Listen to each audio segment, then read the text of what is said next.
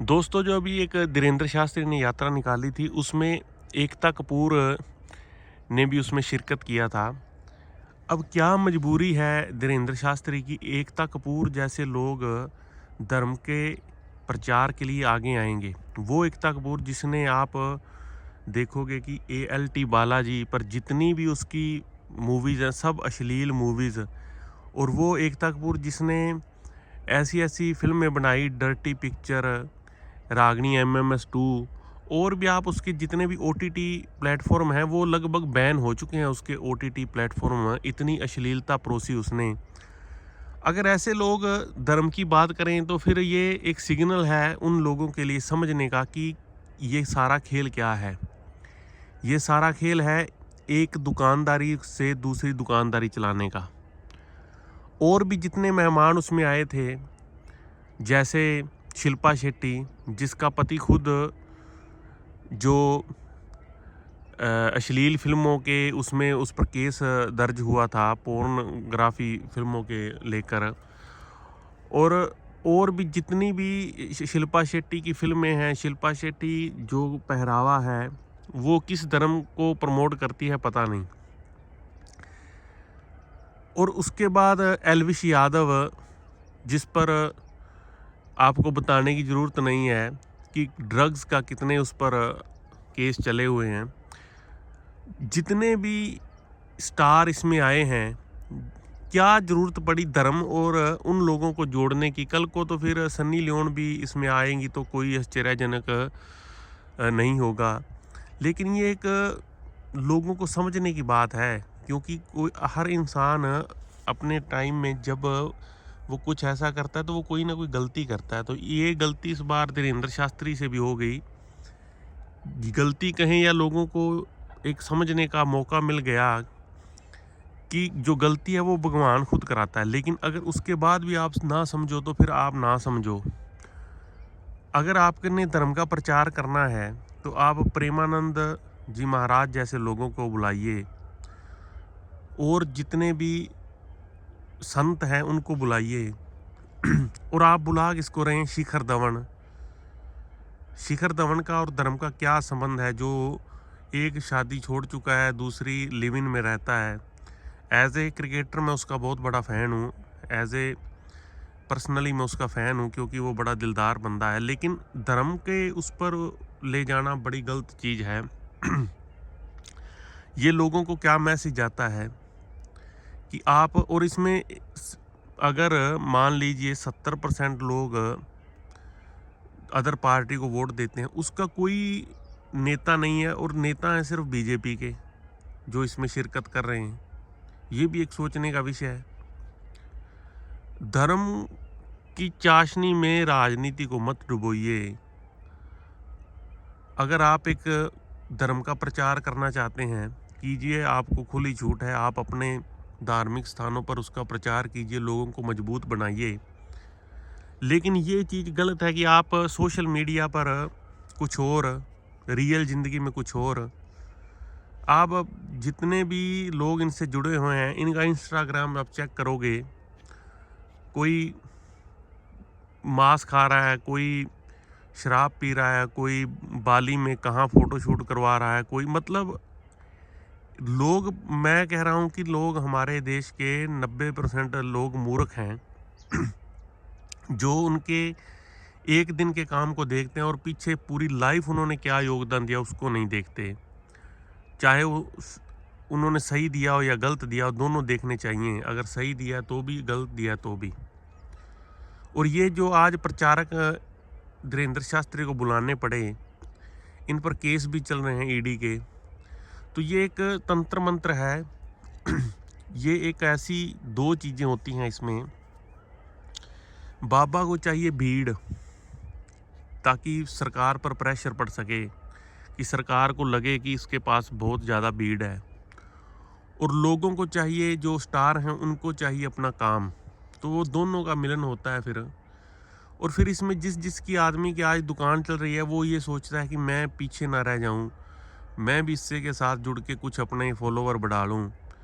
तो उसमें फिर और कथावाचक जुड़ते हैं, जो अपने आप को कथावाचक कहते हैं, और रियल लाइफ में आप देखो। तो दोस्तों, अगर कोई आदमी आपको कुछ बता रहा है तो तर्क कीजिए। हमारे देश की अगर सोच ऐसे चली गई ना, तो हमारे देश की जो आने वाली पीढ़ियां हैं वो बिल्कुल सही और गलत में अंतर करना भूल जाएंगी। अगर आपने इस टाइम नहीं ना किया, ये एक अब लड़ाई सचमुच अगर कहें कि धर्म खतरे में है तो वाकया ही धर्म खतरे में है। बाहर के लोगों से नहीं, अंदर के लोगों से, जो धर्म की परिभाषा ही बदल रहे हैं, जो धर्म को एक क्या कहते हैं उसको उद्योग की तरफ ले जा रहे हैं। अगर धर्म का लोग मानते हैं तो जो धार्मिक लोग हैं उनको तो आगे आने नहीं दिया जा रहा। आगे कौन आ रहे हैं? सेलिब्रिटी, शिल्पा शेट्टी, एकता कपूर, जिनकी आप प्लेटफॉर्म पर आप उनकी फिल्में देख भी नहीं सकते। परिवार के देख क्या आप मतलब सोच भी नहीं सकते कि वो उन्होंने जितना उन्होंने धर्म का अनादर किया है, लोगों को जितना गलत चीज़ उन्होंने परोसी है शायद किसी ने परोसी हो। और शिल्पा शेट्टी का पर तो मैंने पहले भी बताया कि उसके जो हस्बैंड है उस पर पोर्न फिल्में बनाने का उस पर केस चल रहा है। 60 करोड़ का उस पर ईडी का केस चल रहा है। शिखर धवन पर 5 करोड़ का ईडी का केस चल रहा है। सुरेश रैना पर चल रहा है। तो ये सारे चीज़ें आपको समझ, आप अपने हर आदमी में भगवान है। हर आदमी में उसका सीधा कनेक्शन भगवान से, अगर वो चाहे तो। आपको कोई भी ऐसी चीज़ नहीं है कि कोई आपको ये कहे कि वो मिलवा सकता है। अगर आप नहीं खुद नहीं मिल सकते तो आपको कोई मिलवा भी नहीं सकता।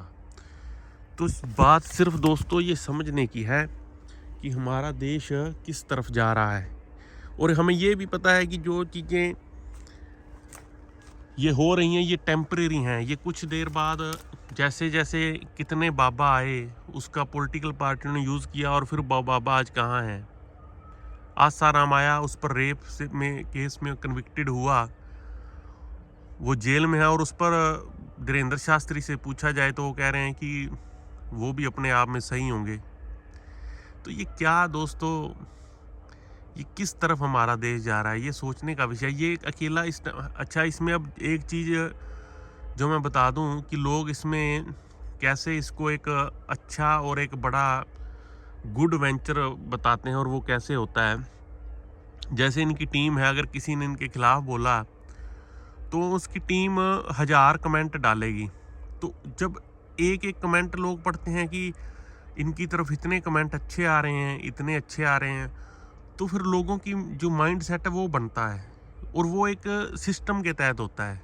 जैसे अब इन्होंने एकता कपूर को एक सिस्टम के तहत बुलाया, शिल्पा शेट्टी को बीड़ी इकट्ठी करने के लिए, वैसे ही वो एक सिस्टम होता है। और इसमें सिस्टम में जो जो लोग अब मलाई खा रहे हैं या जिनके मुंह से मलाई जा रही है वो इससे जुड़ते हैं, क्योंकि उनको पता है कि हमारी दुकान अगर चलेगी तो लोगों के सिर पर चलेगी और लोगों को बहकावे में धर्म के नाम पर ही आ सकते हैं। धर्म और ये जो लोग हैं अब सेलिब्रिटी, अब मेरे को तो समझ नहीं आती कि एकता कपूर जैसे लोग अब आपको बताएंगे कि धर्म क्या है, और उनको प्रमोट करना यानी कि उनको समर्थन करने के बराबर है।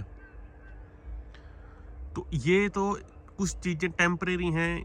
2-4 साल बाद जब और कोई बाबा आएगा, पीछे इतिहास देख लो आप, 20 बाबा आए और 20 गए, लेकिन अब जो चीज़ है वो इम्पैक्ट कर रही है हमारे यूथ्स को, क्योंकि जो यूथ है वो इस चीज़ को ही सही समझ रहा है कि एक तरफ तो आप OTT पे जाओ, वहाँ पर आप गंद मचाओ, एक तो अपना वो करैक्टर बनाओ, और दूसरा करैक्टर आप फिर बाबाओं के साथ जाओ, फ़ोटो खिंचवाओ और आपके सब पाप धुल जाएंगे।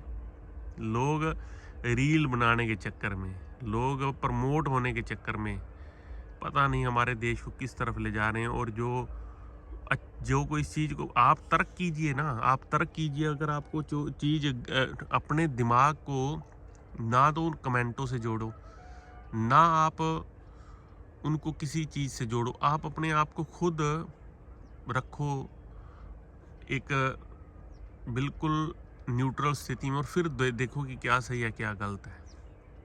अब ये अगर कोई इस चीज़ का को गलत बताता है, तो मैंने पहले भी कहा 10,000 कमेंट उसके खिलाफ आ जाएंगे, तो फिर बंदे की सोच हो जाएगी कि ये बंदा गलत ही है।